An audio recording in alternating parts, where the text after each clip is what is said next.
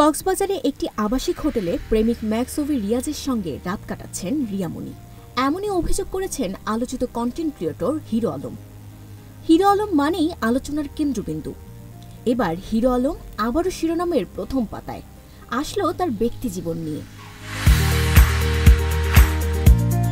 আলমের বাবার মৃত্যুর পর থেকে গত কয়েক মাস ধরে হিরো আলম রিয়ামণির জুটির মধ্যে দ্বন্দ্ব চলছিল।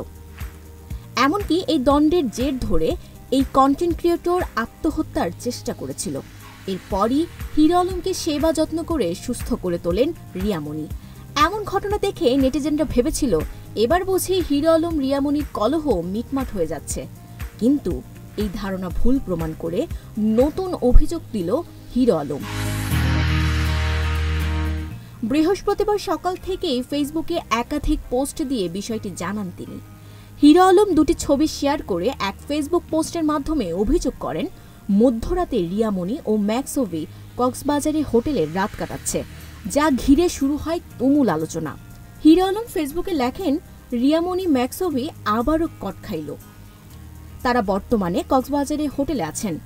এই পোস্টের পর আবারও অভিযোগ করেন রিয়ামণি মাঝে মাঝে হোটেলে রাত কাটাতেন, আমাকে ডিভোর্স না দিয়ে অবৈধ পরক্রিয়া করে। আবারও তার প্রমাণ হলো। কক্সবাজারে আজকে ধরা পড়েছে হোটেলে অভির সঙ্গে হোটেলের রুমের একটি ভিডিও শেয়ার করেন hero Alam. Sabikun Nahar Sadia, news flash 721।